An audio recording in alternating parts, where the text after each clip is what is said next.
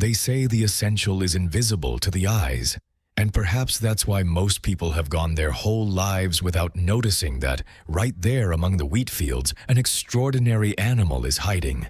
It's not a brightly colored bird or one with a loud song.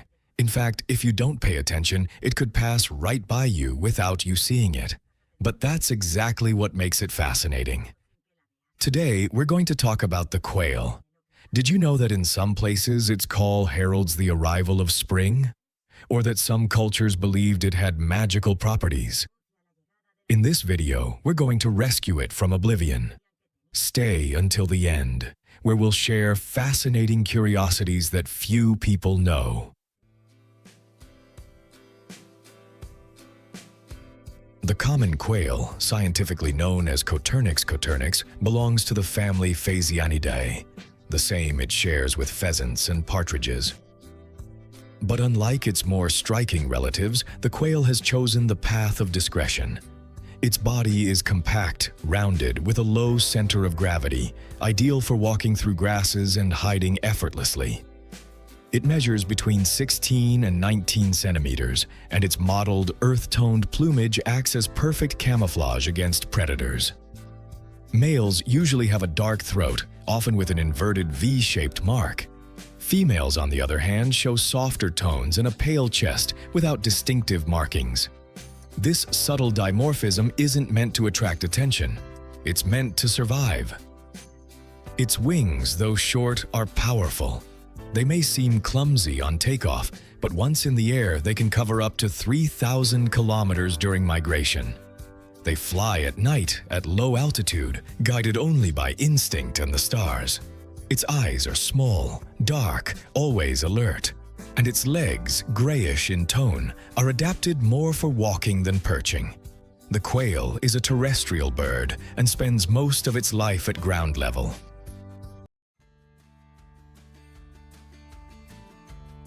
In many rural regions, especially in Europe and the Americas, there's a popular belief that the quail's song announces the arrival of spring.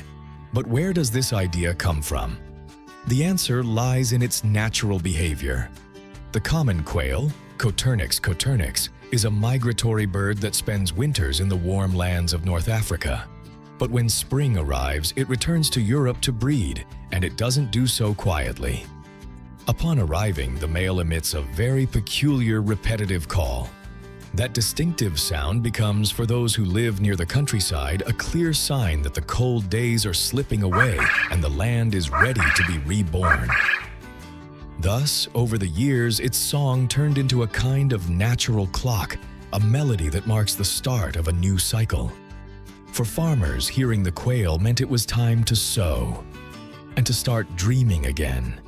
And then, when summer yields, when the ground hardens and the days grow shorter, they set off on the return journey. They fly toward Africa, seeking mild climates. They fly at night in silence, almost brushing the darkness. Their preferred habitat isn't forests or mountains. It's open fields, vast crops, grasslands. But that same terrain that once offered refuge, today becomes a threat. Because intensive agriculture, pesticides, and the disappearance of fallow fields are erasing their route.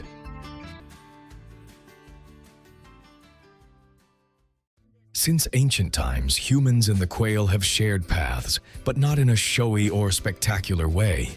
Not like with the dog or the horse. Theirs was a discreet bond. It all begins thousands of years ago.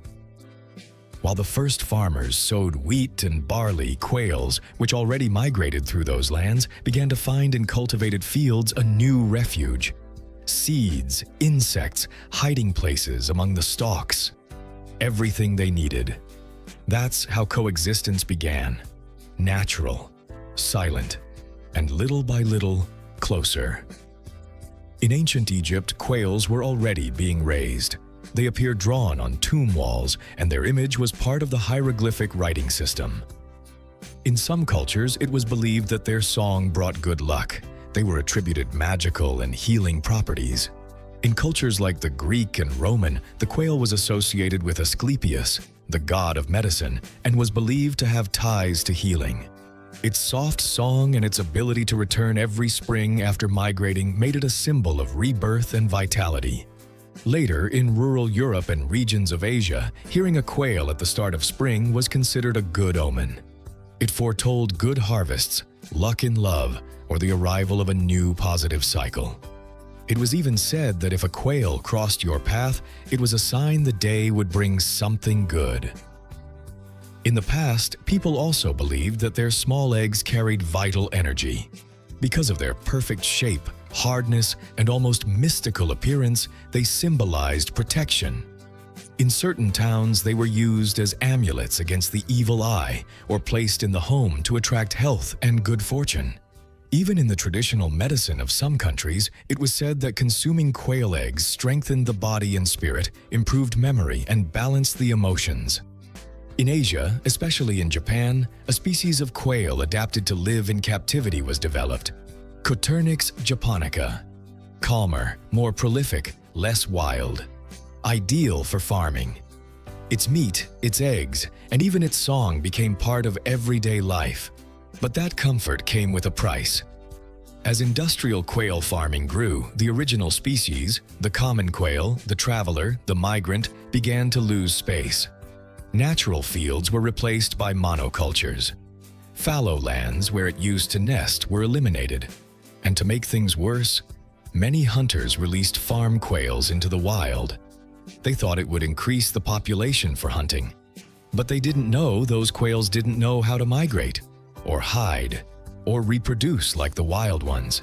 The result? Hybridization, loss of instinct, genetic confusion, and a wild species that began to disappear slowly without anyone noticing. Today, most of the quail you see in a supermarket are not the ones that cross continents. They are their domesticated cousins, raised in cages. The common quail, that one still lives in the fields, but less and less every year. The quail, so small, so silent, and yet full of secrets crafted by nature with almost impossible precision. To begin with, its life is short, 2, maybe 3 years. But in that short time, a single female can raise up to 30 chicks. How is that possible? Because she doesn't lay eggs just once, but 2, even 3 times a year. And in each clutch, she can lay more than a dozen eggs. And those eggs are tiny masterpieces of camouflage. Each one is speckled with dark spots, irregular shapes that imitate soil, stones, the shadow of dry grass. No two are alike.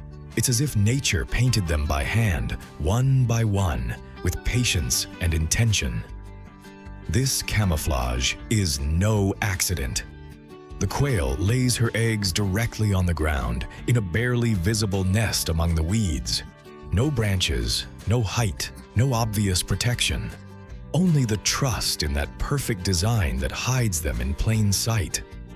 The base color of the shell ranges from cream tones to browns to greenish hues.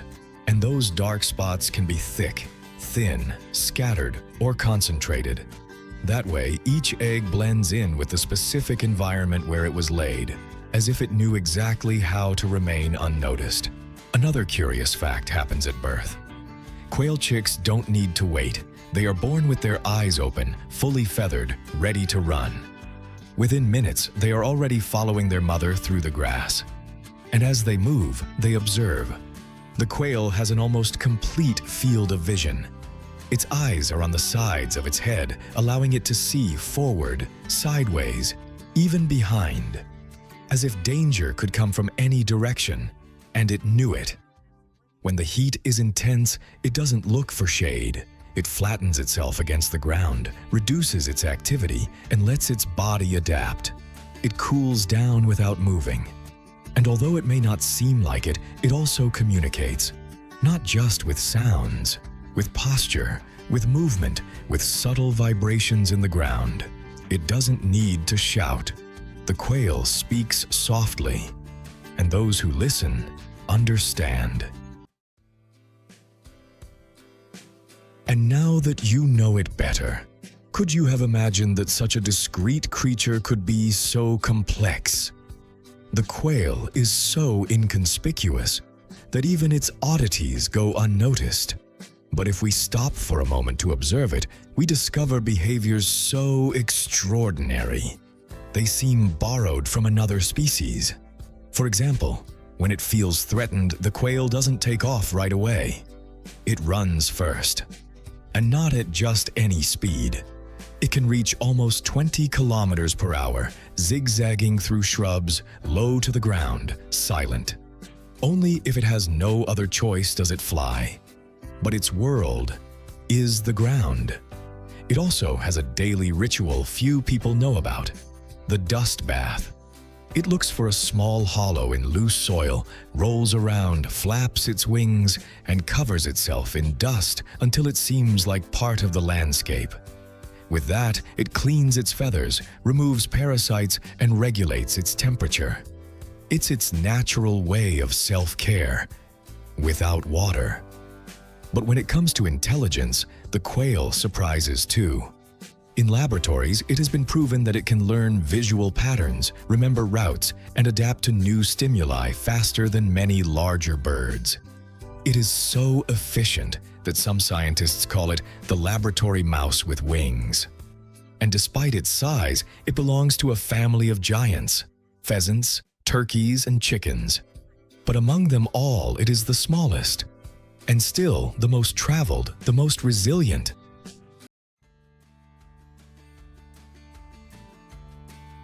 Sometimes we forget that in nature, not everything is spectacular or flashy. Some of its most valuable pieces are small, quiet, and go unnoticed, like the quail. It doesn't need to draw attention. It only needs space, time, and an environment where it can do what it has done for generations: migrate, breed, feed, and continue its cycle.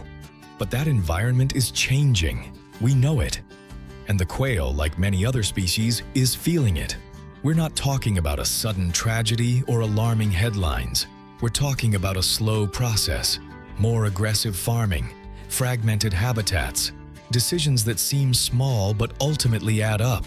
The good news is there's still room to act. Studies are being carried out, conservation projects are underway, and mindful farmers are bringing back more sustainable practices. And above all, talking about it, getting to know it, sharing its story, is already a step. Because when we better understand a species, we also better understand the landscape we live in, what we're losing, and what we can still conserve. If you're interested in discovering nature from another angle, subscribe to the channel, give us a like, and turn on the bell so you don't miss anything. Your attention can also be a form of conservation. See you next time.